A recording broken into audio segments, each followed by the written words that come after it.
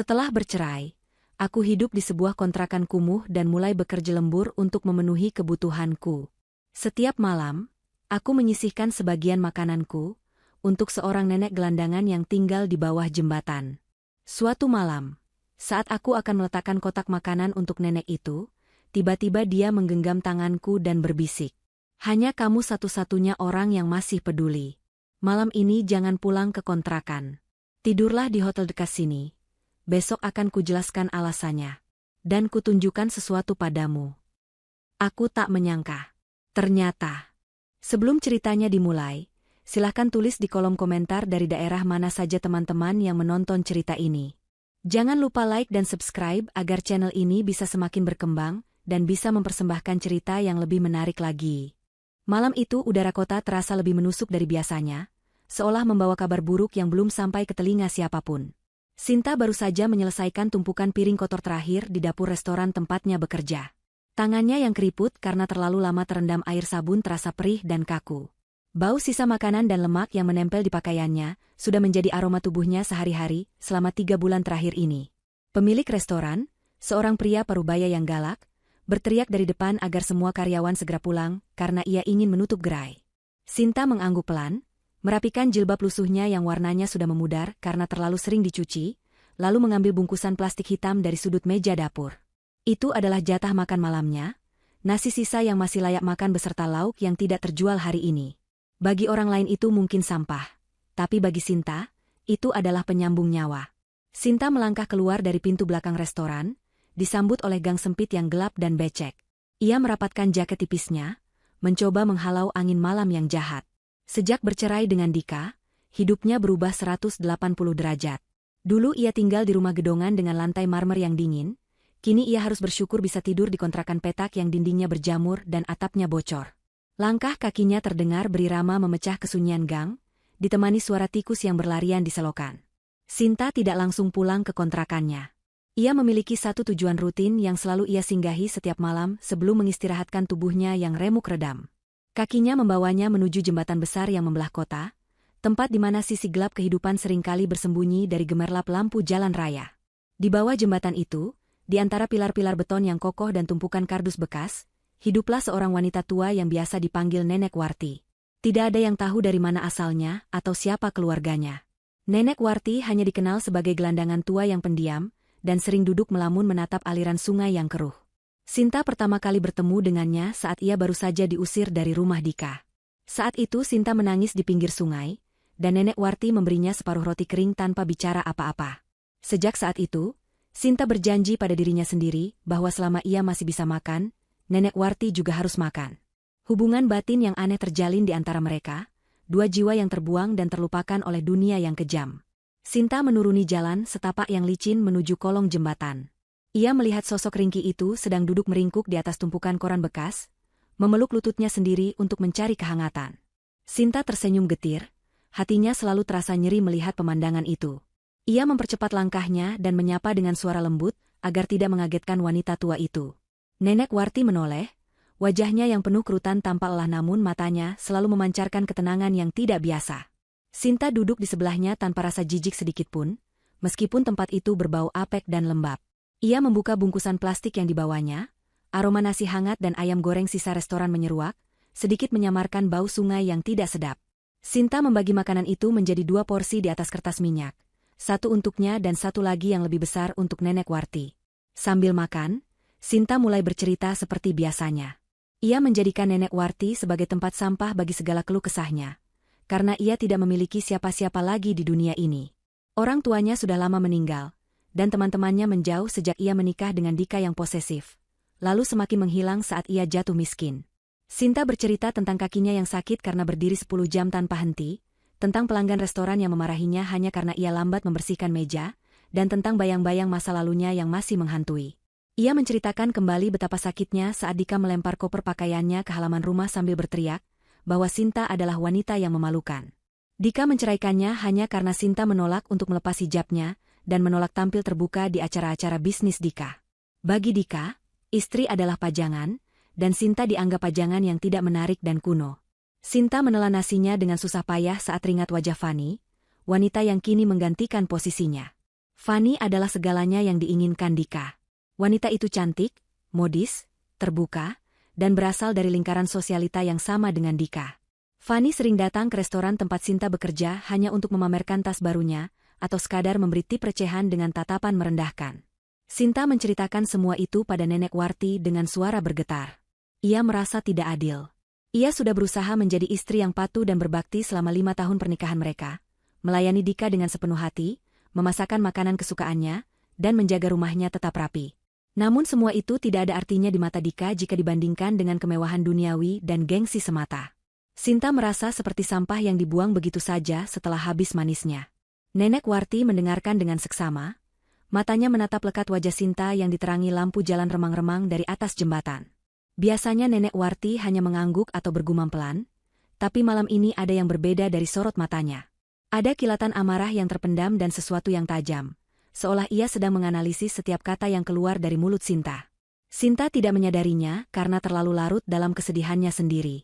Setelah makanannya habis, Sinta merapikan sampah kertas minyak itu dan memasukkannya kembali ke dalam plastik. Ia berniat untuk segera pulang ke kontrakannya yang berjarak sekitar 1 kilometer dari jembatan itu. Tubuhnya sudah menjerit minta diistirahatkan, dan besok ia harus bangun subuh untuk sholat dan bersiap kerja lagi. Sinta bangkit berdiri, menepuk-nepuk rok panjangnya yang kotor terkena debu tanah. Saat Sinta hendak berpamitan dan membalikkan badan, tiba-tiba tangan keriput Nenek Warti mencengkeram pergelangan tangannya dengan kekuatan yang mengejutkan. Sinta terperanjat. Ia menoleh dan melihat Nenek Warti sudah berdiri tegak di hadapannya. Postur tubuhnya yang biasanya bungkuk kini tampak lurus dan kokoh. Tatapan matanya yang biasanya sayu kini tajam menusuk, memancarkan kewibawaan yang membuat bulu kuduk Sinta meremang. Sinta bingung dan sedikit takut, mengira Nenek Warti sedang sakit atau kesurupan. Ia mencoba melepaskan tangannya, tapi cengkeraman itu terlalu kuat. Nenek Warti mendekatkan wajahnya ke wajah Sinta, dan untuk pertama kalinya, Sinta mencium aroma samar yang bukan bau sampah, melainkan wangi melati yang sangat tipis namun elegan keluar dari balik baju lusuh wanita tua itu. Nenek Warti berbisik dengan suara yang jelas, tegas, dan dingin, sangat berbeda dengan suara seraknya yang biasa. Ia mengatakan bahwa Sinta adalah satu-satunya orang yang masih memiliki hati nurani di kota yang busuk ini. Kata-kata selanjutnya membuat jantung Sinta berhenti berdetak sesaat. Nenek Warti melarang keras Sinta untuk pulang ke kontrakannya malam ini. Ia mengatakan hal itu bukan sebagai saran, melainkan sebagai perintah mutlak. Sinta mencoba membantah, mengatakan bahwa ia butuh istirahat dan tidak punya uang untuk pergi ke tempat lain. Namun Nenek Warti memotong ucapannya dengan cepat. Wanita tua itu merogoh saku bajunya yang sobek, dan mengeluarkan sebuah kartu magnetik berwarna emas mengkilap. Itu adalah kunci kamar hotel. Sinta mengenali logo di kartu itu, logo Hotel Bintang 5 yang menjulang tinggi tepat di samping jembatan tempat mereka berdiri. Sinta menatap kartu itu dan wajah Nenek Warti bergantian dengan tatapan tidak percaya. Bagaimana mungkin seorang gelandangan memiliki kunci kamar hotel termewah di kota ini? Berbagai pertanyaan berkecamuk di kepalanya. Apakah Nenek Warti mencurinya? Apakah ini jebakan? Nenek Warti seolah bisa membaca pikiran Sinta. Ia menekan kartu itu ke telapak tangan Sinta dan menutup jari-jari Sinta agar menggenggamnya erat. Ia berkata bahwa ia tidak mencuri dan tidak ada waktu untuk menjelaskan semuanya sekarang. Nenek Warti menegaskan bahwa nyawa Sinta sedang dalam bahaya besar jika ia nekat pulang ke kontrakannya. Kalimat itu terdengar sangat serius dan tidak main-main. Sinta merasakan ketulusan sekaligus ancaman yang nyata dari nada bicara Nenek Warti. Wanita tua itu kembali berbisik agar Sinta segera pergi ke lobi hotel sekarang juga, menunjukkan kartu itu pada resepsionis, dan masuk ke kamar yang tertera di sana tanpa banyak bertanya. Keraguan masih menyelimuti hati Sinta, tapi instingnya mengatakan bahwa ia harus menuruti kata-kata wanita tua ini. Ada aura kepemimpinan yang kuat yang tiba-tiba muncul dari sosok Nenek Warti, membuat Sinta merasa kerdil dan menurut. Nenek Warti mendorong pelan punggung Sinta ke arah jalan keluar kolong jembatan menuju hotel. Sebelum Sinta melangkah menjauh, Nenek Warti memberikan pesan terakhir malam itu. Ia berjanji akan menemui Sinta besok pagi di kamar hotel tersebut, untuk menjelaskan semuanya, dan menunjukkan sesuatu yang akan mengubah hidup Sinta selamanya. Sinta mengangguk kaku, kakinya mulai melangkah gontai meninggalkan bawah jembatan, meninggalkan Nenek Warti yang kembali duduk dalam kegelapan, mengawasi kepergian Sinta seperti seorang penjaga malam yang setia. Sinta berjalan menyeberangi jalan raya menuju bangunan megah yang selama ini hanya bisa ia lihat dari kejauhan, dengan jantung yang berdegup kencang dan ribuan tanda tanya yang berputar di kepalanya. Langkah kaki Sinta terasa berat saat ia memasuki pelataran lobi hotel berbintang 5 itu. Sandal jepitnya yang tipis berdecit pelan di atas lantai marmer yang mengkilap, menciptakan kontras yang menyedihkan dengan kemewahan di sekelilingnya. Lampu kristal raksasa menggantung di langit-langit, memantulkan cahaya keemasan yang menyilaukan mata. Orang-orang yang lalu lalang di sana berpakaian rapi, mengenakan setelan jas mahal dan gaun yang indah, menyebarkan aroma parfum kelas atas yang memabukkan. Sinta merasa sangat kecil dan kotor. Jaketnya yang kumal dan jilbabnya yang lusuh, membuatnya menjadi pusat perhatian yang tidak diinginkan. Beberapa tamu hotel menatapnya dengan pandangan jijik, seolah ia adalah kuman yang tersesat di istana raja. Satpam yang berjaga di pintu depan sempat melangkah maju hendak mengusirnya. Namun langkahnya terhenti saat melihat kartu emas yang digenggam erat oleh Sinta di tangan kanannya. Sinta berjalan menunduk menuju meja resepsionis yang terbuat dari batu granit hitam yang elegan. Jantungnya berdegup kencang, takut jika kartu yang diberikan Nenek Warti ternyata palsu atau sudah kadaluarsa, dan ia akan dipermalukan lalu diseret keluar. Resepsionis wanita yang cantik dengan senyum terlatih menyapanya dengan tatapan heran. Sinta tidak berani berkata apa-apa, ia hanya meletakkan kartu akses berwarna emas itu di atas meja. Reaksi resepsionis itu sungguh di luar dugaan Sinta. Begitu melihat kartu tersebut, matanya membelalak kaget, lalu sikap tubuhnya berubah seketika menjadi sangat hormat, bahkan sedikit gemetar. Ia segera menundukkan kepala dalam-dalam, seolah Sinta adalah seorang ratu yang sedang menyamar. Tanpa meminta identitas atau uang deposit seperti prosedur biasanya, resepsionis itu langsung memanggil seorang manajer yang kemudian mengantar Sinta menuju lift khusus VIP. Di dalam lift berdinding kaca itu, Sinta melihat bayangan dirinya sendiri. Wajahnya kusam, ada lingkaran hitam di bawah matanya, dan tubuhnya kurus kering. Ia bertanya-tanya dalam hati, sihir apa yang dimiliki Nenek Warti hingga kartu itu bisa membuatnya diperlakukan bak raja. Sang manajer yang mengantarnya tidak banyak bicara, hanya tersenyum sopan dan mempersilakan Sinta masuk ke sebuah suite mewah di lantai paling atas. Begitu pintu kamar dibuka, Sinta ternganga. Kamar itu lebih besar dari seluruh rumah kontrakan yang ia tempati. Ada ruang tamu dengan sofa kulit empuk, tempat tidur berukuran besar dengan spray sutra putih bersih, dan jendela kaca raksasa yang menyajikan pemandangan seluruh kota dari ketinggian. Sinta ditinggalkan sendirian di sana dalam keheningan yang mewah. Ia tidak berani menyentuh apapun, takut mengotori perabotan mahal itu dengan tangannya yang kasar. Rasa lelah akhirnya mengalahkan rasa takutnya. Sinta melepaskan jaket dan mencuci muka di wastafel kamar mandi yang keran airnya berlapis emas. Air hangat yang membasuh wajahnya terasa sangat menyegarkan. Ia kemudian mengambil wudhu dan menggelar sajadah lusuh yang selalu ia bawa di dalam tas kerjanya. Di tengah kemewahan yang asing ini, hanya sholat yang bisa membuatnya merasa tenang dan membumi. Dalam sujudnya yang panjang, Sinta menangis, menumpahkan segala kebingungan dan ketakutannya kepada Tuhan. Ia berdoa memohon perlindungan dan petunjuk atas kejadian aneh yang menimpanya malam ini. Setelah selesai sholat dan berdoa, Sinta duduk di tepi tempat tidur, menatap ke arah jendela besar yang tirainya belum ditutup. Dari sana, ia bisa melihat kerlap-kerlip lampu kota yang indah, namun pandangannya tertuju pada satu titik gelap di seberang jembatan, area pemukiman kumuh tempat kontrakannya berada. Jam dinding digital di nakas menunjukkan pukul 2 dini hari. Sinta baru saja akan memejamkan mata ketika tiba-tiba ia mendengar suara sirine yang meraung-raung dari kejauhan. Suaranya semakin lama semakin dekat dan banyak. Sinta beranjak dari tempat tidur dan berjalan mendekati jendela kaca. Jantungnya seakan berhenti berdetak saat melihat nyala api merah yang membumbung tinggi di kejauhan, tepat di lokasi pemukiman pada tempat ia tinggal. Api itu tampak menari-nari dengan ganas, melahap bangunan-bangunan semi permanen yang terbuat dari kayu dan triplek dengan sangat cepat. Sinta menempelkan telapak tangannya ke kaca jendela yang dingin, matanya terbelalak ngeri. Ia mengenali lokasi titik api itu. Itu adalah deretan kontrakan tempat ia tinggal. Lebih spesifik lagi, api itu tampak berasal dari peta kontrakannya sendiri, sebelum menyebar ke bangunan di sebelahnya. Tubuh Sinta gemetar hebat. Jika ia pulang malam ini seperti biasanya, saat ini ia pasti sudah terjebak di dalam sana, terpanggang hidup-hidup dalam tidurnya. Kata-kata Nenek Warti kembali terngiang di telinganya, peringatan keras agar tidak pulang karena nyawanya dalam bahaya. Ternyata itu bukan sekadar bualan orang tua pikun. Nenek Warti tahu sesuatu akan terjadi. Sinta merasa mual membayangkan nasibnya jika ia tidak menuruti perintah wanita tua itu. Di bawah sana, di jalan raya dekat lokasi kebakaran, Sinta melihat mobil pemadam kebakaran mulai berdatangan, menyemprotkan air ke arah api yang mengamuk. Namun, perhatian Sinta teralihkan oleh sebuah mobil sedan hitam mewah yang terparkir agak jauh dari kerumunan, di tempat yang cukup gelap namun masih bisa terlihat dari ketinggian hotel tempat Sinta berada. Sinta menyipitkan matanya, mencoba memfokuskan pandangan. Ia sangat mengenali mobil itu. Itu adalah mobil milik Dika, mantan suaminya. Sinta sering mencuci mobil itu dulu setiap pagi. Ia melihat sosok pria berdiri di samping mobil, bersandar santai sambil merokok, menatap ke arah kebakaran dengan tenang. Meskipun jaraknya jauh, Sinta bisa merasakan aura kepuasan dari postur tubuh pria itu. Itu adalah Dika. Sinta yakin 100%. Tidak ada alasan bagi Dika untuk berada di daerah kumuh itu jam 2 pagi kecuali ia memiliki tujuan tertentu.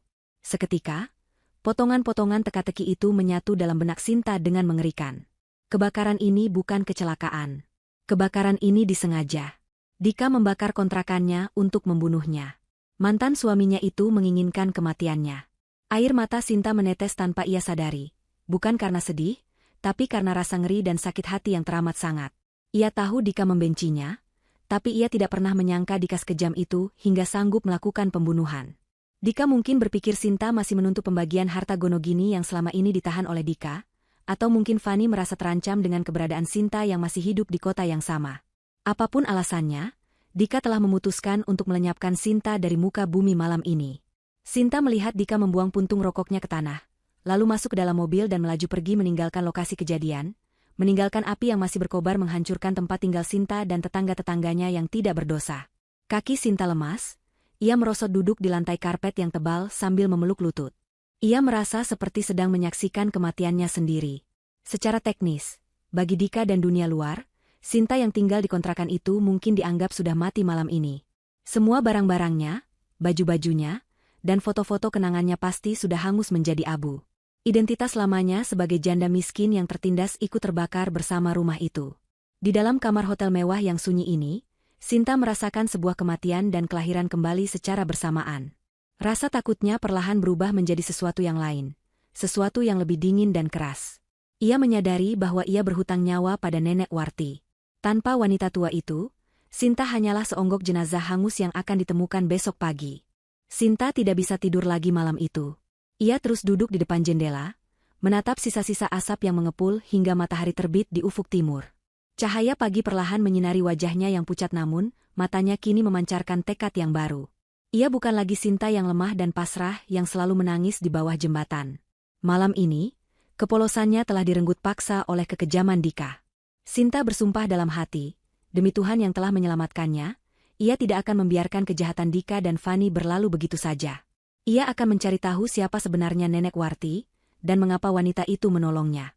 Jika Tuhan memberinya kesempatan kedua untuk hidup, ia akan menggunakannya untuk menegakkan keadilan bagi dirinya sendiri.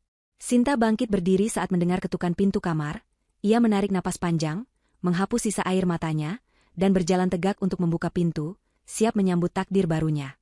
Matahari pagi menembus tirai jendela kamar hotel yang setengah terbuka, menyinari wajah Sinta yang masih sembab karena menangis semalaman.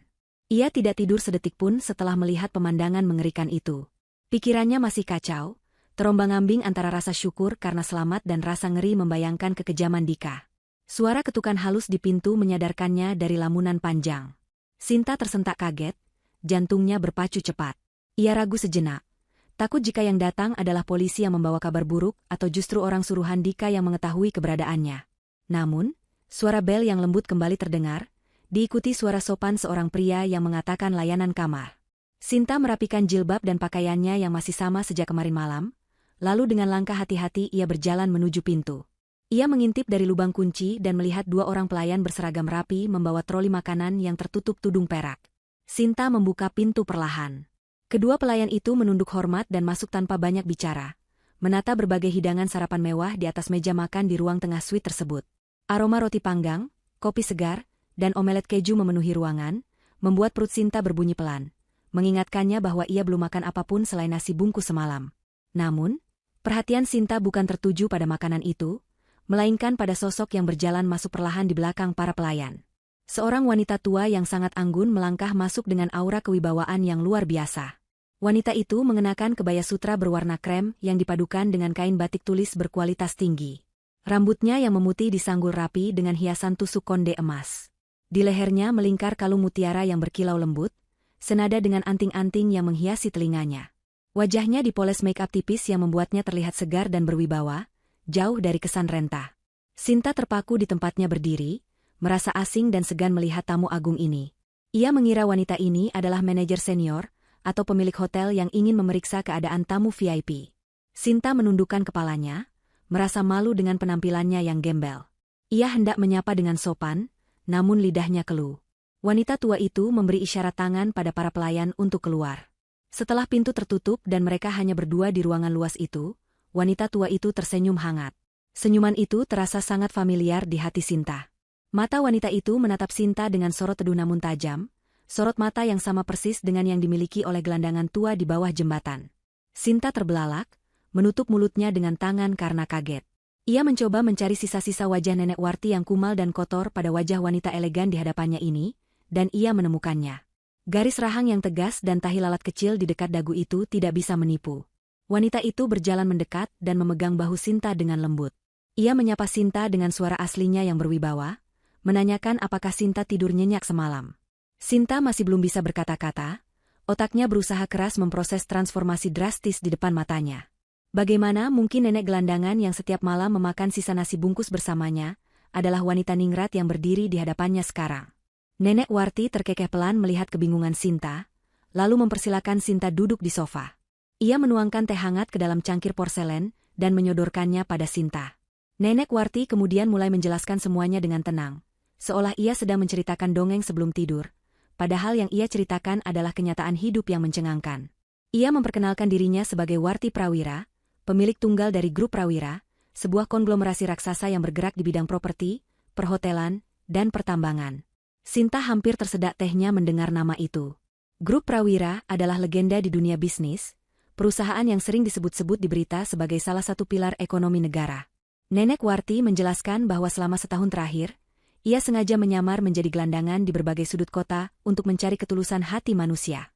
Ia merasa dikelilingi oleh orang-orang munafik, penjilat, dan kerabat yang hanya mengincar harta warisannya karena ia tidak memiliki anak kandung. Ia ingin tahu apakah masih ada manusia yang mau peduli pada orang tua miskin, tanpa mengharapkan imbalan apapun. Dan selama berbulan-bulan penyamarannya di bawah jembatan itu, hanya Sinta satu-satunya orang yang konsisten datang, berbagi makanan, dan mendengarkan keluh kesahnya dengan tulus. Meskipun Sinta sendiri hidup dalam kekurangan. Warti Prawira kemudian menceritakan tentang kejadian kebakaran semalam. Ia mengaku memiliki tim keamanan pribadi yang selalu mengawasinya dari kejauhan selama ia menyamar. Tim itulah yang melaporkan adanya 2 orang pria mencurigakan yang menyiramkan bensin di sekeliling kontrakan Sinta saat dini hari. Warti tahu bahwa itu adalah ulah Dika, karena tim intelijennya sudah lama menyelidiki latar belakang Sinta sejak Sinta mulai dekat dengannya. Warti sengaja tidak mencegah kebakaran itu terjadi, tapi ia memastikan Sinta selamat. Ia membiarkan rumah itu terbakar, agar Dika mengira rencananya berhasil. Dengan begitu, Dika akan merasa aman dan lengah, menganggap Sinta sudah tiada dan tidak akan lagi menjadi duri dalam daging bagi kehidupan barunya bersama Fani. Ini adalah strategi perang, kata Warti dengan nada dingin yang membuat Sinta merinding.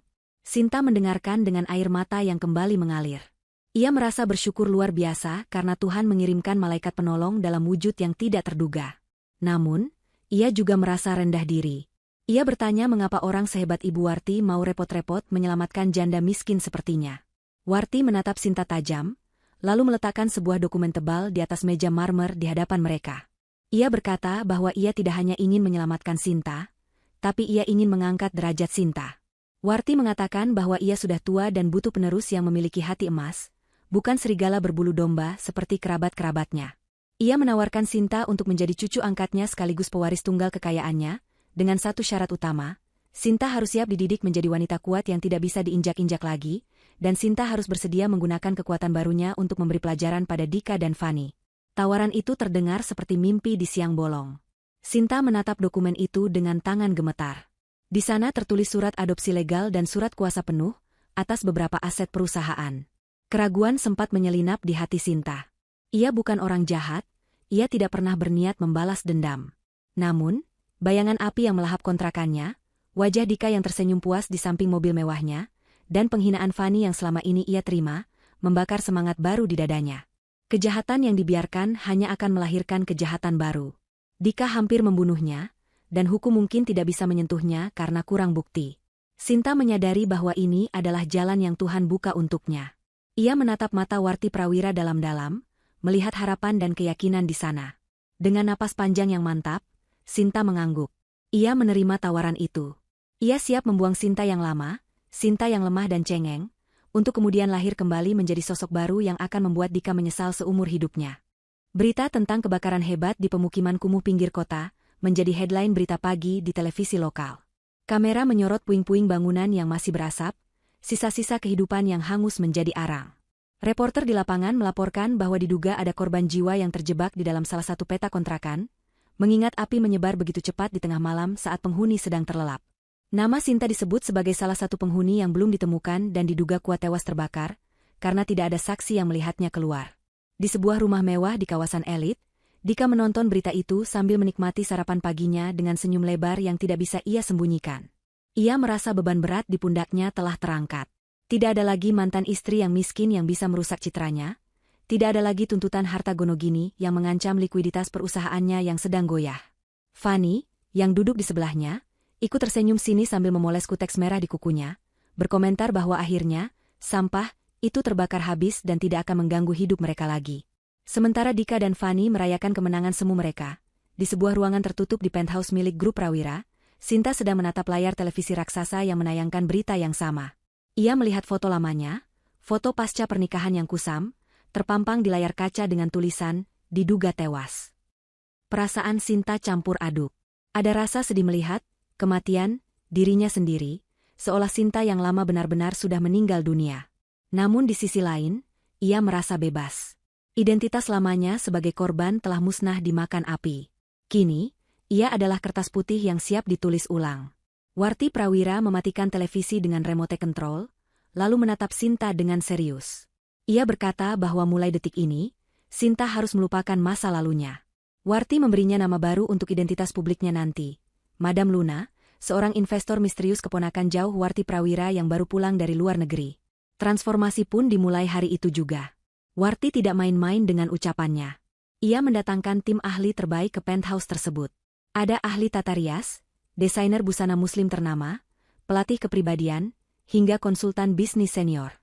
Sinta, yang terbiasa bekerja kasar mencuci piring, kini harus menjalani jadwal pelatihan yang sangat padat dan menyiksa secara mental. Fisiknya dirawat secara intensif. Kulitnya yang kusam dan kasar akibat paparan matahari dan sabun cuci piring, mulai mendapatkan perawatan spa kelas dunia setiap hari. Wajahnya yang tirus mulai berisi dan bercahaya berkat nutrisi yang tepat. Gigi dan senyumnya diperbaiki. Namun, perubahan fisik hanyalah bagian kecil dari transformasi ini. Tantangan terbesar bagi Sinta adalah mengubah pola pikir dan sikap tubuhnya. Ia diajarkan cara berjalan dengan punggung tegak dan kepala terangkat, memancarkan kepercayaan diri di setiap langkah. Ia belajar cara duduk yang anggun, cara memegang gelas anggur, yang diisi jus anggur, dan tata krama makan fine dining yang rumit. Pelatih kepribadiannya sangat keras, sering menegur Sinta jika ia menunduk atau berbicara dengan suara pelan dan ragu-ragu. Orang kaya tidak menunduk, Madam, kata pelatih itu tegas. Mereka menatap mata lawan bicara mereka, karena mereka tahu mereka yang memegang kendali. Sinta harus mengulang latihan berjalan ratusan kali hingga kakinya lecet, tapi ia tidak mengeluh. Setiap kali ia merasa lelah dan ingin menyerah, bayangan api yang membakar rumahnya kembali muncul, memberinya kekuatan untuk bangkit lagi. Ia juga mengubah gaya berhijabnya. Tidak ada lagi jilbab instan yang lusuh. Desainer busana merancang gaya hijab modern yang elegan, menggunakan kain sutra dan pashmina branded yang dililit dengan gaya turban atau gaya modis lainnya yang menonjolkan leher jenjang dan anting berlian, namun tetap menutup aurat dengan sopan dan berkelas. Di sela-sela perawatan fisik, Sinta digempur dengan pelajaran bisnis. Warti Prawira sendiri yang menjadi mentor utamanya. Setiap malam, mereka duduk di ruang kerja, membedah laporan keuangan perusahaan Dika. Sinta belajar membaca neraca, memahami arus kas, dan strategi akuisisi. Awalnya Sinta pusing melihat angka-angka itu, tapi perlahan ia mulai mengerti. Ia baru tahu bahwa perusahaan Dika sebenarnya sedang diambang kebangkrutan. Dika memiliki hutang yang sangat besar kepada bank dan beberapa vendor, karena gaya hidup Fanny yang boros, dan keputusan bisnis Dika yang ceroboh. Perusahaan Dika hanya terlihat sukses di luar, tapi dalamnya keropos. Warti menjelaskan bahwa Dika sedang mencari investor besar untuk menyelamatkan kapalnya yang karam. Inilah celah yang akan mereka masuki. Sinta harus menjadi Madam Luna. Investor penyelamat yang sebenarnya adalah malaikat pencabut nyawa bagi bisnis Dika. Sinta belajar dengan cepat. Kecerdasannya yang selama ini terpendam karena kemiskinan dan tekanan pernikahan mulai bersinar. Ia menghafal semua detail tentang proyek-proyek Dika, kelemahan manajerialnya, dan bahkan skandal-skandal kecil yang bisa dimanfaatkan. Sinta belajar berbicara dengan bahasa bisnis yang lugas, tajam, dan penuh strategi. Ia melatih intonasi suaranya agar terdengar dingin dan mengintimidasi, menghilangkan logat medok atau gaya bicara desa yang dulu sering diejek Dika.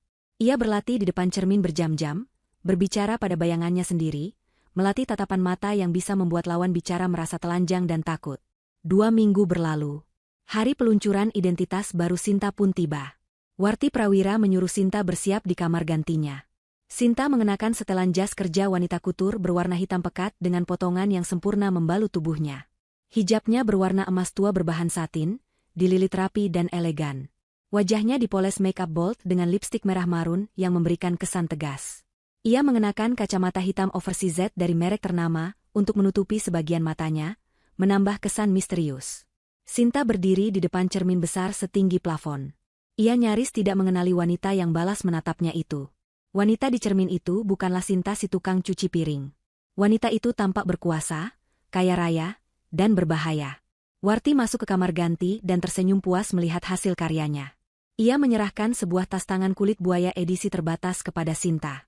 Warti berkata bahwa hari ini adalah hari pertama perburuan dimulai. Sekretaris Dika baru saja mengirim proposal permohonan pertemuan dengan perwakilan grup Prawira. Warti sudah mengatur agar pertemuan itu dilakukan besok, di sebuah lokasi yang sangat spesifik yang dipilih sendiri oleh Sinta. Sinta mengambil tas itu, menatap bayangannya sekali lagi, lalu tersenyum tipis. Senyum itu bukan senyum manis Sinta yang dulu, melainkan senyum Madam Luna yang dingin dan penuh perhitungan. Ia sudah siap. Ia sudah siap untuk berdiri di hadapan Dika, bukan sebagai istri yang terbuang, tapi sebagai wanita yang memegang nasib mantan suaminya di ujung jarinya. Transformasi sang ratu telah sempurna, dan permainan balas dendam yang cantik akan segera dimulai. Angin sore berhembus kencang di area pemakaman umum Jeruk Purut, menerbangkan daun-daun kering yang berserakan di antara batu nisan. Langit berwarna abu-abu pekat, menandakan hujan deras akan segera turun.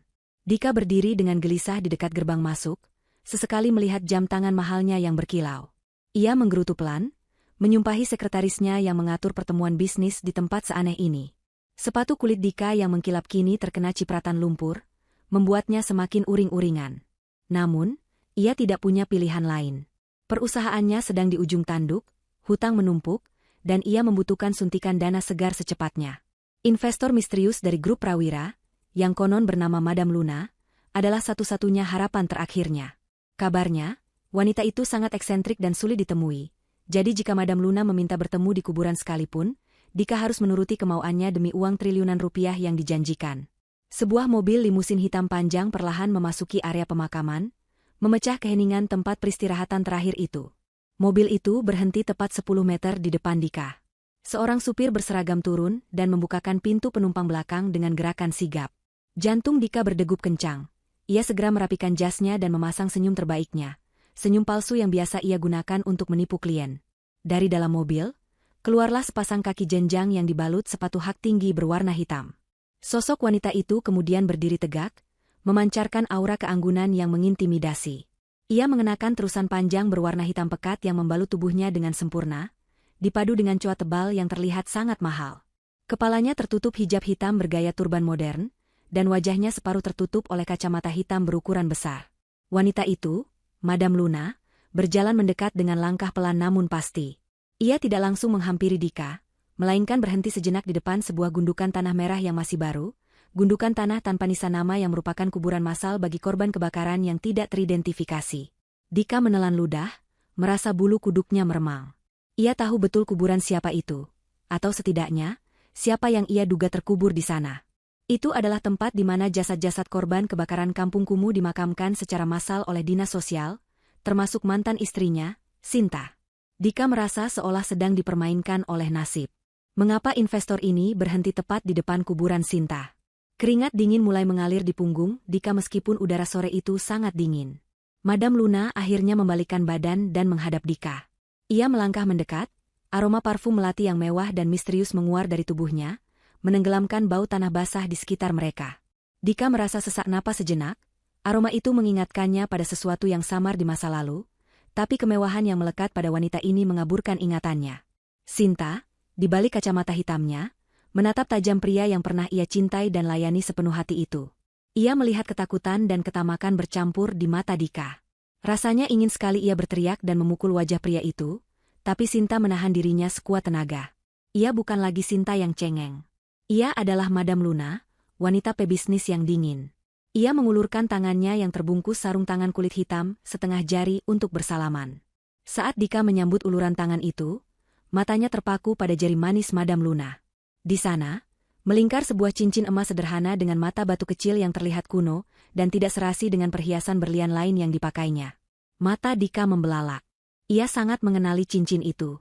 Itu adalah cincin kawinnya dulu dengan Sinta, cincin murah yang ia beli saat mereka belum punya apa-apa, cincin yang ia paksa Sinta lepaskan dan ia buang ke tempat sampah saat ia mengusir wanita itu. Bagaimana mungkin cincin itu ada di jari wanita miliarder ini? Dika tergagap, wajahnya pucat pasi.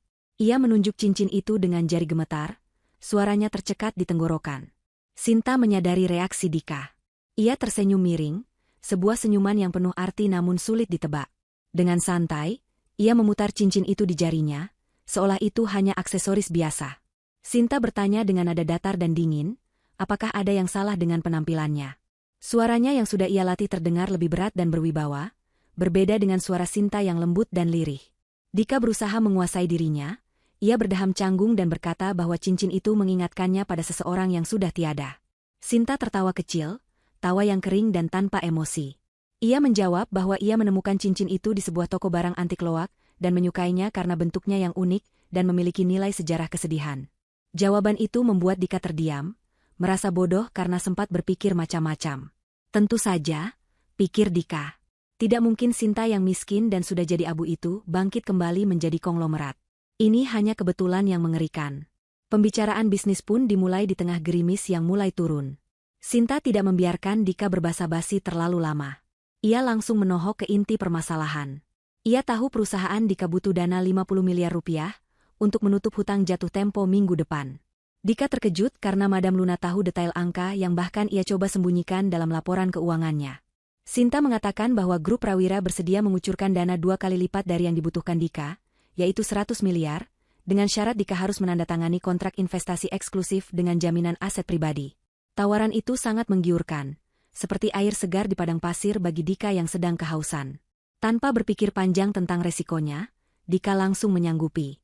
Keserakahan telah menutupi akal sehatnya. Ia tidak sadar bahwa ia baru saja menyetujui untuk masuk ke dalam kandang singa. Madam Luna mengakhiri pertemuan itu dengan singkat. Ia tidak ingin berlama-lama berada di dekat Dika karena rasa jijik yang mulai memuncak di dadanya. Ia memberikan kartu nama asisten pribadinya kepada Dika dan menyuruhnya datang ke kantor pusat grup Prawira besok pagi untuk penandatanganan kontrak. Sebelum masuk kembali ke dalam mobil mewahnya, Sinta sempat menoleh sekali lagi ke arah gundukan tanah merah itu. Dalam hatinya ia berbisik selamat tinggal pada Sinta yang lama. Mulai hari ini, Sinta yang lemah benar-benar sudah mati dan terkubur di sana. Yang tersisa hanyalah Madam Luna yang siap menghancurkan hidup Dika perlahan-lahan. Mobil itu pun melaju pergi, meninggalkan Dika sendirian di tengah kuburan yang semakin gelap, tersenyum bodoh membayangkan uang 100 miliar yang akan segera masuk ke rekeningnya, tanpa menyadari bahwa itu adalah uang pelayat untuk kematian bisnisnya sendiri. Keesokan harinya, Dika melangkah masuk ke gedung pencakar langit milik grup Prawira dengan langkah penuh percaya diri. Ia mengenakan setelan jas terbaiknya, rambutnya disisir klimis, dan ia menyemprotkan parfum mahal berlebihan untuk menutupi kegugupannya. Gedung itu adalah simbol kekuasaan dan kekayaan yang selama ini ia idam-idamkan. Lantai marmer, dinding kaca, dan lukisan-lukisan abstrak bernilai miliaran rupiah menghiasi lobi utama. Dika merasa ia pantas berada di sini, menjadi bagian dari kaum elit. Ia diantar oleh seorang resepsionis cantik menuju ruang rapat di lantai teratas. Di sana, tim pengacara grup Prawira dan Madam Luna sudah menunggu. Ruangan itu terasa dingin, bukan hanya karena pendingin ruangan, tapi karena atmosfer ketegangan yang sengaja diciptakan. Madam Luna duduk di ujung meja panjang, membelakangi jendela kaca besar yang menampilkan panorama kota. Ia masih mengenakan kacamata hitamnya, menambah kesan misterius dan berjarak. Di hadapannya, tertumpuk dokumen kontrak yang cukup tebal. Sinta tidak banyak bicara, ia hanya mengangguk singkat saat Dika masuk. Ia membiarkan pengacaranya yang mengambil alih pembicaraan. Pengacara itu, seorang pria tua dengan wajah kaku, menjelaskan pasal-pasal dalam kontrak dengan suara monoton namun cepat. Dika, yang pikirannya sudah dipenuhi bayangan foya-foya dan pelunasan hutang, tidak terlalu menyimak detail penjelasan itu. Ia hanya mendengar poin-poin yang menguntungkan baginya. Suntikan dana 100 miliar, akses ke jaringan bisnis grup Prawira, dan kesempatan ekspansi ke luar negeri. Saat dokumen disodorkan ke hadapannya, Dika mengambil pena emas yang disediakan. Tangannya sedikit gemetar karena antusias. Pengacara itu mengingatkan Dika untuk membaca klausul tentang jaminan dan denda keterlambatan. Namun Dika, dengan arogansinya, hanya membaca sekilas. Ia yakin perusahaannya akan segera bangkit dengan uang sebanyak ini, jadi ia tidak perlu khawatir soal gagal bayar. Ia tidak melihat ada satu pasal kecil di halaman terakhir, dicetak dengan huruf yang sedikit lebih kecil dari yang lain.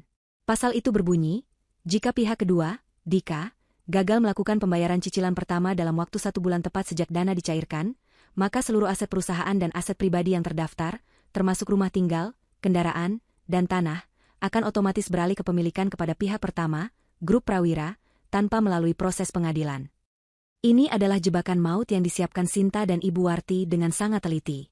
Dengan senyum lebar, Dika membubuhkan tanda tangannya di atas materai. Suara goresan pena itu terdengar sangat keras di telinga Sinta, seperti suara vonis hukuman mati yang dijatuhkan sendiri oleh terhukum. Sinta menahan napas sejenak, lalu menghembuskannya perlahan. Ikan sudah memakan umpan. Dika telah menggadaikan seluruh hidupnya, termasuk rumah mewah yang ia tinggali bersama Fani, rumah yang dulu ia bangun bersama Sinta dengan keringat dan air mata, rumah yang dari mana Sinta diusir paksa. Kini, rumah itu secara teknis sudah berada di bawah cengkeraman Sinta. Setelah penandatanganan selesai, Sinta berdiri dan menjabat tangan Dika sekilas. Tangannya dingin sedingin es. Ia mengucapkan selamat dengan nada datar, yang diartikan Dika sebagai profesionalisme, padahal itu adalah ucapan selamat datang di neraka. Sementara Dika sibuk dengan urusan kontrak, Fani sedang berada di surga duniawinya. Di sebuah pusat perbelanjaan paling mewah di ibu kota, Fani berjalan bak selebriti dikelilingi oleh asisten toko yang membawa kantong-kantong belanjaannya. Mendengar Dika akan mendapatkan suntikan dana besar, Fani langsung kalap. Ia membeli tas-tas branded seharga ratusan juta, sepatu hak tinggi edisi terbatas, dan perhiasan berlian. Fani merasa ia adalah ratu dunia.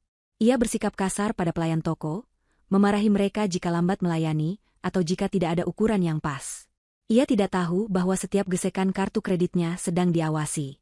Kartu kredit Fani sebenarnya sudah over limit, tapi Dika meminta bank untuk menaikkan limitnya sementara dengan jaminan kontrak investasi yang baru akan cair. Di kantornya, Sinta menerima laporan real-time tentang transaksi belanja Fani melalui tabletnya. Ia melihat deretan angka yang fantastis yang dihabiskan Fani dalam hitungan jam. Sinta tersenyum sinis. Ini bagian dari rencananya. Ibu Warti telah mengatur agar agen-agen keuangan grup Prawira mendekati butik-butik dan toko perhiasan tempat Fani berhutang. Sinta diam-diam membeli tagihan-tagihan hutang pribadi Fani. Dalam dunia bisnis bayangan, hutang adalah alat kontrol yang paling mematikan. Dengan membeli hutang-hutang itu, Sinta kini memegang kendali atas nasib Fani secara langsung. Jika Fani tidak bisa membayar, Sinta berhak menyita barang-barangnya atau bahkan menuntutnya secara pidana. Fani yang tidak sadar sedang masuk perangkap, terus berbelanja dengan riang. Ia bahkan menelepon teman-teman sosialitanya, mengajak mereka berpesta nanti malam untuk merayakan kesuksesan bisnis suaminya. Fani membual bahwa mereka baru saja mengakuisisi perusahaan besar, memutarbalikkan fakta bahwa sebenarnya perusahaan merekalah yang sedang digadaikan. Sinta melihat kebodohan Fani dari jauh dengan rasa kasihan yang tipis. Wanita itu benar-benar tidak punya otak, hanya nafsu duniawi. Dulu Sinta sering merasa minder dengan kecantikan dan kekayaan Fani, tapi sekarang Sinta sadar bahwa Fani hanyalah boneka plastik yang kosong. Tidak ada nilainya sama sekali. Sore harinya, dana investasi tahap pertama dicairkan ke rekening perusahaan Dika. Notifikasi masuknya uang miliaran rupiah membuat Dika bersorak kegirangan di ruang kerjanya. Ia langsung mentransfer sebagian uang itu untuk membayar hutang judi online-nya yang sudah menumpuk, dan sebagian lagi untuk membiayai gaya hidup Fani, mengabaikan pos-pos krusial perusahaan yang seharusnya ia selamatkan. Dika berpikir ia bisa memutar uang sisanya nanti. Kelalaian dan manajemen keuangan Dika yang buruk adalah senjata utama Sinta. Sinta tahu, dengan pola pikir Dika yang seperti ini, dalam waktu kurang dari sebulan uang 100 miliar itu akan menguap tanpa hasil, dan saat tanggal jatuh tempo tiba, Dika tidak akan punya 1 rupiah pun untuk membayar cicilan. Saat itulah, Sinta akan datang menagih semuanya. Malam itu, Sinta berdiri di balkon penthouse-nya, menatap ke arah distrik perumahan elit di kejauhan.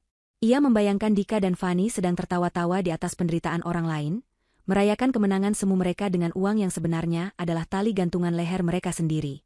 Nikmatilah malam ini, Mas Dika, Mbak Fani, bisik Sinta pada angin malam. Makanlah yang enak, tidurlah yang nyenyak. Karena mulai besok, mimpi buruk kalian akan dimulai. Sinta memutar gelas jus anggurnya, matanya berkilat penuh tekad. Rencana tahap pertama berhasil dengan sempurna. Sekarang saatnya masuk ke tahap kedua. Teror psikologis untuk meruntuhkan mental mereka sebelum menghancurkan mereka secara finansial. Teror itu dimulai bukan dengan ledakan besar, melainkan dengan keheningan yang mencekam di dalam rumah mewah Dika. Seminggu setelah penandatanganan kontrak, Dika pulang larut malam dalam keadaan setengah mabuk. Ia merasa di atas angin, yakin bahwa uang perusahaan masih banyak dan ia bisa mengendalikan segalanya. Rumah besar itu sepi, para pembantu sudah tidur di pavilion belakang, dan Fani mungkin belum pulang dari pesta sosialitanya. Dika melangkah gontai menaiki tangga menuju kamar utama. Saat ia membuka pintu kamar, udara dingin langsung menyergap tengkuknya, padahal ia ingat betul pagi tadi ia mematikan pendingin ruangan sebelum berangkat. Dika meraba saklar lampu, namun lampu tidak menyala. Ia menggerutu kesal, mengira ada korsleting listrik. Dengan bantuan cahaya bulan yang masuk dari jendela, ia berjalan menuju tempat tidur. Langkahnya terhenti mendadak saat melihat sebuah kotak kayu kecil tergeletak rapi tepat di tengah bantalnya. Jantung Dika berdegup tak beraturan. Siapa yang berani masuk ke kamarnya dan meletakkan benda itu di sana? Kotak itu terlihat tua dan usang, terbuat dari kayu jati yang warnanya sudah memudar. Dika mendekat dengan waspada, rasa penasaran mengalahkan rasa takutnya. Ia membuka kotak itu perlahan. Bau amis yang menyengat langsung menusuk hidungnya, membuatnya mual seketika. Di dalam kotak itu, tergeletak sebuah tasbih kayu yang putus talinya, berlumuran cairan merah kental yang menyerupai darah. Dika mengenali tasbih itu. Itu adalah tasbih kesayangan Sinta, tasbih yang selalu melingkar di jari wanita itu setiap habis sholat. Dika ingat betul, pada malam ia mengusir Sinta, ia merampas tasbih itu dan melemparkannya ke tempat sampah di depan rumah karena risih mendengar suara, tik-tik, zikir Sinta saat ia sedang menonton televisi. Dika mundur beberapa langkah, kakinya menabrak nakas hingga vas bunga di atasnya jatuh dan pecah berantakan. Napasnya memburu. Bagaimana mungkin tasbih yang sudah dibuang ke tong sampah berbulan-bulan lalu bisa kembali ada di sini, di atas kasurnya, dengan kondisi mengerikan seperti ini? Cairan merah itu tampak masih basah, seolah baru saja disiramkan. Pikiran Dika langsung melayang pada kejadian kebakaran. Apakah ini pesan dari alam kubur? Apakah arwah Sinta gentayangan menuntut balas? Dika berlari ke kamar mandi, mencuci mukanya berkali-kali, berharap ini hanya halusinasi akibat alkohol. Namun saat ia kembali ke kamar, kotak itu masih ada di sana, menatapnya dengan diam. Rasa takut mulai merayapi kewarasan Dika. Ia merasa diawasi oleh ribuan mata tak terlihat dari setiap sudut gelap kamarnya. Keesokan harinya, teror itu semakin menjadi-jadi. Saat Dika sedang menyetir mobil menuju kantornya, sistem audio mobilnya yang canggih tiba-tiba menyala sendiri. Bukan lagu yang keluar, melainkan suara rekaman yang terdengar kresek-kresek namun jelas. Suara wanita menangis terseduh-seduh. Itu suara Sinta. Suara itu merintih memohon, "Mas, jangan usir aku. Mas, aku takut." Kalimat itu diulang-ulang seperti kaset rusak. Dika panik, ia memencet semua tombol di dashboard untuk mematikannya, tapi suara itu semakin keras, memenuhi kabin mobil seolah Sinta sedang duduk di kursi belakang. Dika berteriak histeris menyuruh suara itu diam, mobilnya oleng dan hampir menabrak pembatas jalan tol. Suara itu baru berhenti mendadak saat Dika menginjak rem dalam-dalam di bahu jalan, meninggalkan keheningan yang lebih menakutkan daripada suara tangisan itu sendiri. Di kantor, Dika menjadi kacau balau. Ia tidak bisa fokus pada pekerjaannya. Setiap kali telepon berdering, ia tersentak kaget. Setiap kali pintu ruangannya terbuka, ia mengira akan melihat sosok Sinta berdiri di sana dengan wajah hangus. Para karyawannya mulai berbisik-bisik melihat tingkah laku bos mereka yang aneh. Dika sering terlihat berbicara sendiri, marah-marah tanpa alasan, dan wajahnya selalu pucat serta berkeringat dingin. Bisnis yang seharusnya mulai bangkit dengan dana investasi dari Madam Luna justru semakin terbengkalai. Keputusan-keputusan Dika menjadi irasional. Ia memecat sekretarisnya hanya karena sekretaris itu memakai parfum melati yang mirip dengan aroma Sinta. Ia menjadi paranoid, mencurigai semua orang di sekitarnya bersekongkol untuk menjatuhkannya. Fani, yang melihat perubahan drastis pada suaminya, justru merasa kesal dan malu. Ia menganggap Dika lemah dan terlalu banyak minum. Saat Dika mencoba menceritakan tentang tasbih berdarah dan rekaman suara itu, Fani tertawa mengejek. Fanny menuduh Dika berhalusinasi karena rasa bersalah yang tidak perlu. Dia sudah mati, Mas. Jadi abu. Jangan jadi penakut begitu, bentak Fanny suatu malam saat Dika menolak tidur di kamar mereka karena ketakutan. Fanny tidak tahu bahwa semua teror itu sangat nyata dan direncanakan dengan sangat rapi oleh tim operasional Ibu Warti. Orang-orang suruhan Ibu Warti menyusup ke rumah dan meretas sistem mobil Dika dengan teknologi canggih. Sinta mengawasi kehancuran mental Dika dari layar monitor di apartemen mewahnya. Melihat Dika yang dulu begitu angkuh kini meringkuk ketakutan seperti tikus yang terpojok, memberikan sedikit rasa kepuasan di hati Sinta. Namun, ini baru permulaan. Hantu masa lalu tidak akan berhenti menghantui sampai Dika benar-benar kehilangan akal sehatnya. Sementara Dika sibuk bertarung dengan hantu ciptaannya sendiri, Fanny menghadapi badai yang berbeda. Gaya hidup mewahnya yang tidak terkontrol mulai menuai akibat. Dana tunai yang diberikan Dika sudah habis tak bersisa untuk membeli barang-barang branded yang bahkan belum sempat ia pakai semua. Fanny kembali menggesek kartu kreditnya dengan membabi buta, mengandalkan statusnya sebagai istri CEO untuk berhutang di butik-butik langganannya. Namun, ia tidak menyadari bahwa jaring laba-laba yang ditebar Madam Luna sudah mulai menjerat lehernya. Pagi itu, saat Fanny sedang menikmati perawatan wajah di salon langganan para sosialita, dua orang pria berbadan tegap dengan setelan jas hitam masuk ke dalam salon. Mereka bukan tamu, melainkan penagih hutang profesional yang disewa oleh perusahaan keuangan milik grup Prawira, tempat di mana tagihan-tagihan Fanny kini bermuara. Tanpa basa-basi, para penagih hutang itu mendatangi Fanny yang sedang memakai masker wajah. Dengan suara lantang yang bisa didengar oleh seluruh pengunjung salon, mereka menagih pembayaran hutang sebesar 2 miliar rupiah yang sudah jatuh tempo hari ini. Fanny terlonjak kaget, ia marah besar karena merasa dipermalukan. Ia membentak pria-pria itu, mengatakan bahwa suaminya adalah orang kaya yang baru saja mendapat investasi triliunan dan pasti akan membayar. Namun, pria itu dengan tenang menunjukkan surat kuasa penyitaan aset. Mereka mengatakan bahwa kartu kredit dan rekening Dika sudah dibekukan sementara, karena adanya indikasi gagal bayar pada cicilan pertama hutang perusahaan. Fanny pucat pasi. Ia mencoba menelepon Dika, tapi ponsel suaminya tidak aktif. Di tengah kepanikan itu, teman-teman sosialitanya yang ada di sana mulai berbisik-bisik dan menatapnya dengan pandangan merendahkan. Pandangan yang sama yang dulu sering Fanny berikan kepada orang miskin. Diusir dari salon karena membuat keributan, Fanny pulang ke rumah dengan amarah meledak-ledak. Di rumah, ia mendapati Dika sedang duduk di pojok kamar dengan tatapan kosong, memegang botol minuman keras. Fanny meledakkan emosinya, memaki Dika yang tidak becus mengurus uang dan membiarkannya dipermalukan oleh penagih hutang. Dika, yang mentalnya sudah labil karena teror berhari-hari, balik menyerang Fanny. Ia menyalahkan Fanny atas semua kesialan ini. Gara-gara kamu boros. Gara-gara kamu aku jadi begini. Kamu yang menghasutku membenci Sinta, teriak Dika. Pertengkaran hebat pun pecah. Barang-barang berharga di kamar itu melayang dan hancur berkeping-keping. Dalam kemarahannya, Dika keceplosan mengatakan bahwa ia menyesal telah membakar kontrakan Sinta jika akhirnya ia dihantui seperti ini. Fanny terdiam mendengar pengakuan itu. Ia tahu Dika jahat, tapi ia tidak menyangka suaminya benar-benar pembakar rumah. Kabar keributan di rumah tangga Dika dan masalah hutang mereka menyebar cepat di kalangan elit ibu kota. Malamnya, ada sebuah acara amal bergengsi yang dihadiri oleh para pengusaha papan atas. Fanny, dengan sisa-sisa harga dirinya, nekat datang ke acara itu. Ia ingin membuktikan bahwa ia masih seseorang. Ia mengenakan gaun terbaiknya dan perhiasan berlian yang sebenarnya belum lunas. Namun, suasana pesta itu terasa dingin baginya. Orang-orang menjauh saat ia lewat, seolah kemiskinan adalah penyakit menular. Di tengah kerumunan itu, Fanny melihat sosok yang menjadi pusat perhatian malam itu. Madam Luna. Wanita misterius itu berdiri anggun dikelilingi oleh para konglomerat yang berebut ingin berbicara dengannya. Madam Luna mengenakan gaun malam berhijab berwarna merah marun yang memukau, memancarkan aura kekuasaan yang tak terbantahkan. Fanny, yang merasa putus asa, mencoba mendekati Madam Luna, berharap bisa meminjam uang atau meminta bantuan karena suaminya adalah mitra bisnis Madam Luna. Saat Fanny mendekat, Madam Luna berbalik perlahan. Di tangan Madam Luna ada segelas jus delima yang merah pekat.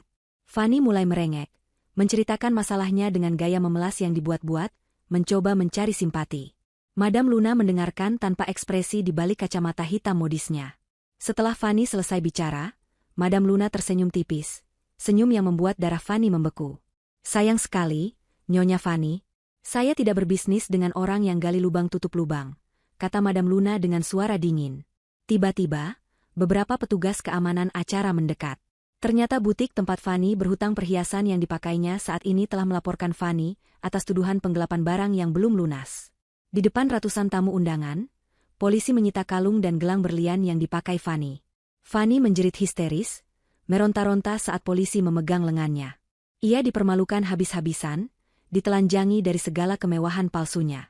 Saat Fanny diseret pergi melewati Madam Luna melangkah maju sedikit, menurunkan kacamata hitamnya sejenak, menatap tepat ke manik mata Fanny. Mata itu. Fanny mengenali mata itu. Mata sayu namun tajam yang dulu sering ia hina saat Sinta datang mengantar rantang makanan ke kantor Dika. Madam Luna mendekatkan bibirnya ke telinga Fanny dan berbisik pelan namun sangat jelas. Dulu kau merebut suamiku saat aku susah dan menyebutku sampah. Sekarang, nikmatilah menjadi sampah yang sesungguhnya, Fanny. Tubuh Fanny menegang kaku, matanya terbelalak lebar seakan mau keluar. Ia mengenali suara itu. Sinta? Kau masih hidup? Teriak Fanny histeris. Namun tidak ada yang percaya padanya. Semua orang mengira Fanny sudah gila karena tekanan hutang. Fanny terus berteriak menyebut nama Sinta saat diseret keluar gedung. Sementara Madam Luna kembali memasang kacamata hitamnya, menyesap jus delimanya dengan tenang, dan kembali berbincang dengan para tamu seolah tidak terjadi apa-apa. Malam itu, Fanny bukan hanya jatuh miskin, tapi ia juga kehilangan akal sehatnya karena kebenaran yang tidak bisa ia terima. Hari penghakiman itu akhirnya tiba tepat saat matahari berada di puncak kepala, memanggang kota dengan panas yang menyengat. Tepat 1 bulan sejak dana investasi dicairkan, jatuh tempo pembayaran cicilan pertama hutang Dika kepada grup Prawira harus dilunasi. Dika duduk di kursi kebesarannya di kantor yang kini terasa seperti peti mati kaca. Telepon di mejanya berdering tanpa henti, suara bising yang menandakan kehancuran kerajaannya. Dika tidak berani mengangkatnya. Ia tahu siapa yang menelepon. Itu adalah tim legal dari grup Prawira. Rekening perusahaan Dika kosong melompong. Uang 100 miliar yang ia banggakan itu telah menguap tak berbekas, habis dimakan gaya hidup, judi, dan keputusan bisnis bodoh yang ia ambil dalam kepanikan. Dika mencoba mengakses rekening pribadinya lewat laptop, namun layar monitor hanya menampilkan tulisan merah menyala, akses dibekukan. Tiba-tiba pintu ruangan Dika didobrak paksa dari luar. Sekelompok pria berseragam keamanan dengan logo grup Prawira masuk tanpa permisi, diikuti oleh tim pengacara yang membawa tumpukan dokumen penyitaan. Dika bangkit berdiri, mencoba mempertahankan sisa-sisa wibawanya yang sudah runtuh. Ia berteriak mengusir mereka, mengklaim bahwa ini adalah kantornya. Namun, ketua tim pengacara itu dengan tenang meletakkan selembar kertas di atas meja Dika. Itu adalah surat pengalihan hak milik. Sesuai kontrak yang ditandatangani Dika tanpa membacanya dengan teliti, kegagalan pembayaran cicilan pertama berarti Dika secara sukarela menyerahkan seluruh aset perusahaan dan aset pribadinya kepada investor. Detik ini juga, gedung ini, kursi yang didudukinya, bahkan mobil yang terparkir di bawah, bukan lagi miliknya. Dika telah menjadi gelandangan di dalam istananya sendiri. Dika diseret keluar dari gedung oleh petugas keamanan di hadapan seluruh karyawannya yang menonton dengan tatapan campur aduk antara kasihan dan puas. Dika meronta, berteriak bahwa ia mengenal pemilik grup Prawira, ia berteriak memanggil nama Ibu Warti. Ia yakin wanita tua itu akan mengampuninya jika ia memohon langsung. Dengan sisa uang receh di saku celananya, Dika nekat menaiki taksi menuju kantor pusat grup Prawira. Pikirannya kacau balau, ia merasa ini semua pasti salah paham. Sesampainya di gedung pencakar langit yang megah itu, Dika berlari menuju resepsionis dengan penampilan berantakan, kemejanya keluar sebagian dan dasinya miring. Anehnya, resepsionis tidak menahannya. Mereka seolah sudah menunggu kedatangannya dan langsung mempersilakan Dika naik ke lantai teratas, ke ruang rapat utama CEO. Dika melangkah masuk ke dalam ruang rapat yang luas dan hening itu dengan napas memburu. Ruangan itu remang-remang, hanya diterangi lampu sorot yang mengarah ke sebuah kursi besar di ujung meja panjang. Kursi itu membelakangi pintu, sehingga Dika hanya bisa melihat sandaran tingginya. Dika langsung menjatuhkan dirinya berlutut di lantai yang dingin. Air matanya tumpah. Ia mulai meracau memohon ampun, mengira sosok yang duduk di kursi itu adalah Ibu Warti. Ia berjanji akan melakukan apa saja, menjadi budak sekalipun, asalkan hartanya tidak disita dan ia tidak dipenjara. Ia menangis terseduh-seduh, menceritakan betapa malangnya nasibnya, betapa ia ditipu oleh keadaan, tanpa sedikit pun menyadari kesalahan dirinya sendiri. Suara tawa kecil terdengar dari balik kursi itu. Bukan tawa tua yang serak, melainkan tawa wanita muda yang renyah namun tajam. Kursi CEO itu perlahan berputar menghadap Dika. Dika mendongakkan kepalanya, dan seketika itu juga napasnya tercekat di tenggorokan. Matanya melotot seakan hendak melompat keluar dari rongganya. Sosok yang duduk di sana bukanlah wanita tua. Itu adalah seorang wanita muda yang sangat cantik, mengenakan hijab sutra berwarna emas yang membingkai wajahnya yang bersinar. Tidak ada kacamata hitam yang menutupi wajahnya kali ini. Dika mengenal setiap inci wajah itu. Hidungnya, bibirnya, matanya. Itu adalah wajah yang pernah ia cium, wajah yang pernah ia bentak, wajah yang ia kira sudah hangus terbakar menjadi abu. Assalamualaikum, Mas Dika. Masih ingat dengan istri pembawa sial yang kau buang ini? Sapa wanita itu dengan suara lembut yang mematikan. Sinta duduk dengan anggun, menatap Dika yang membeku di lantai seperti melihat hantu. Otak Dika mengalami korsleting. Ia tidak bisa memproses kenyataan di depannya. Sinta masih hidup. Sinta adalah Madam Luna. Sinta adalah orang yang memegang kendali atas hidupnya selama ini. Semua teka-teki itu terjawab seketika. Teror hantu, tasbih berdarah, jebakan kontrak, semuanya adalah skenario yang disusun oleh wanita yang dulu ia anggap lemah dan bodoh. Dika mencoba berdiri, kakinya gemetar hebat. Ia menunjuk Sinta dengan tangan gemetar, mulutnya menganga tanpa suara. Sinta bangkit dari kursinya dan berjalan perlahan mendekati Dika. Bunyi sepatu hak tingginya menggema di ruangan sunyi itu, setiap langkahnya seperti detak jam kematian bagi Dika. Sinta berdiri menjulang di hadapan Dika yang masih berlutut. Ia menatap mantan suaminya dengan tatapan dingin, tanpa ada sisa cinta sedikitpun. Sinta berkata bahwa ia tidak membalas dendam, ia hanya mengembalikan apa yang Dika berikan. Dika memberikan penderitaan, maka ia menerima penderitaan. Dika memberikan kemiskinan, maka ia menerima kemiskinan. Dika mencoba membunuh, maka ia harus siap dibunuh secara hukum. Sinta memberitahu Dika bahwa permainan sudah selesai. Aset Dika sudah resmi menjadi milik Sinta di bawah naungan grup Prawira. Rumah, mobil, tanah, semuanya. Dika tidak memiliki apa-apa lagi di dunia ini selain baju yang melekat di badannya. Dika yang diliputi rasa putus asa dan amarah tiba-tiba menerjang maju, berniat mencekik Sinta. Namun belum sempat tangannya menyentuh ujung jilbab Sinta, dua orang pengawal pribadi yang bersembunyi di bayang-bayang ruangan langsung menyergap Dika dan membantingnya ke lantai. Wajah Dika terhimpit ke karpet. Ia mengerang kesakitan. Sinta tidak bergeming sedikitpun, ia hanya menatap datar. Ia kemudian menekan tombol interkom di meja rapat, dan mempersilakan tamu berikutnya masuk. Pintu ruangan terbuka lebar, dan masuklah beberapa orang petugas kepolisian berseragam lengkap membawa borgol. Sinta tersenyum tipis pada Dika yang meronta-ronta, "Selamat menikmati sisa hidupmu di Hotel Prodeo, Mas." Itu balasan setimpal untuk orang yang mencoba membakar istrinya hidup-hidup.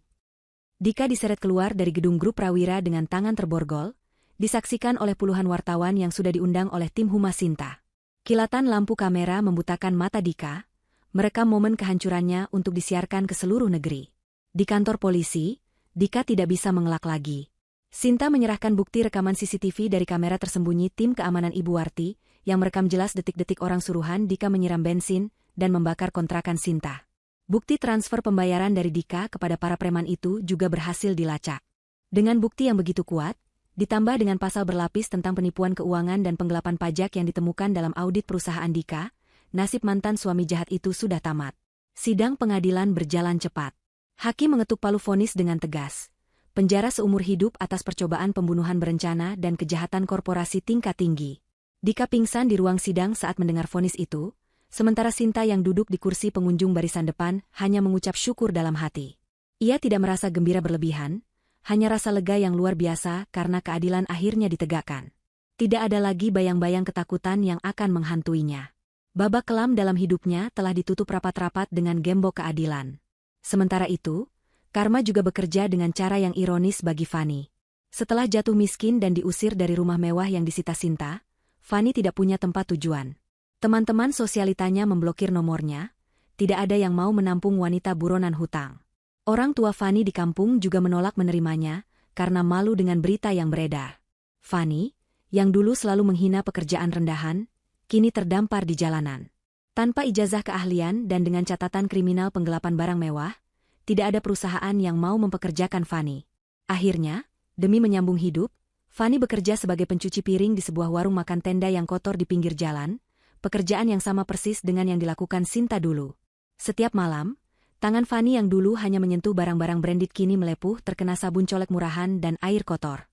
Ia sering dimaki oleh pemilik warung karena kerjanya lambat. Suatu malam, Saat sedang mengelap meja, Fanny melihat tayangan televisi di warung itu. Di layar kaca, terlihat sosok Sinta yang anggun sedang diwawancarai sebagai wanita pengusaha paling inspiratif tahun ini. Sinta tampak bercahaya, berbicara tentang program sosial barunya. Fanny menatap layar itu dengan air mata bercucuran, meratapi nasibnya. Ia menyadari bahwa ia telah membuang berlian demi segenggam kerikil. Penyesalan itu datang terlambat dan menyakitkan. Menusuk hatinya setiap kali ia melihat kesuksesan wanita yang dulu ia injak-injak.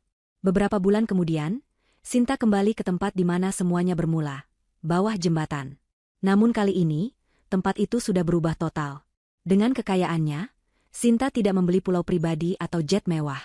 Ia menggunakan uangnya untuk merenovasi area kumuh di bawah jembatan itu. Ia membangun rumah singgahwarti, sebuah kompleks hunian sementara yang bersih, layak, dan manusiawi bagi para tunawisma dan gelandangan. Tembok-tembok beton yang dulu kusam kini dicat dengan mural berwarna-warni.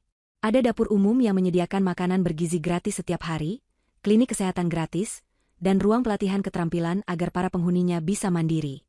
Sore itu, Sinta berjalan menyusuri taman kecil di rumah singgah tersebut bersama Ibu Warti yang asli. Wanita tua itu tersenyum bangga melihat cucu angkatnya. Sinta tidak menjadi monster setelah memiliki kekuasaan.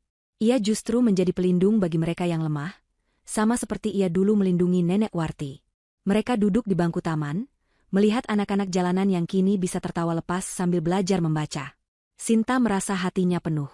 Ia menyadari bahwa ujian berat yang ia lalui, mulai dari perceraian, kemiskinan, hingga percobaan pembunuhan, adalah cara Tuhan menempanya agar ia bisa berada di posisi ini, menjadi perpanjangan tangan Tuhan untuk menolong orang lain. Dendamnya sudah lunas, namun kebaikannya baru saja dimulai. Cerita berakhir dengan adegan kontras yang memilukan sekaligus memuaskan. Di dalam sel penjara yang sempit dan lembab, Dika duduk meringkuk di pojok ruangan. Rambutnya sudah dicukur botak, wajahnya tirus dan kusam. Di tangannya ada piring plastik berisi nasi cadong yang keras dan sayur nangka yang sudah basi. Persis seperti makanan sisa yang dulu sering dimakan Sinta demi bertahan hidup. Dika menatap makanan itu dengan tatapan kosong. Di lorong penjara, sebuah televisi kecil menyiarkan berita peresmian rumah singgah Warti. Dika melihat wajah Sinta yang tersenyum bahagia di layar itu, diapit oleh pejabat dan orang-orang yang mencintainya. Dika mencoba menyuapkan nasi basi itu ke mulutnya, tapi tenggorokannya tercekat oleh isak tangis. Ia meraung, memukul-mukul dadanya yang sesak oleh penyesalan yang tidak berujung. Suara tangisannya menggema di lorong penjara, namun tidak ada yang peduli. Di luar sana, di bawah jembatan yang kini indah, matahari terbenam dengan warna keemasan, menyinari Sinta yang melangkah mantap menuju masa depan yang cerah. Masa depan yang cerah. Masa depan yang cerah. Masa depan yang cerah. Masa depan yang cerah.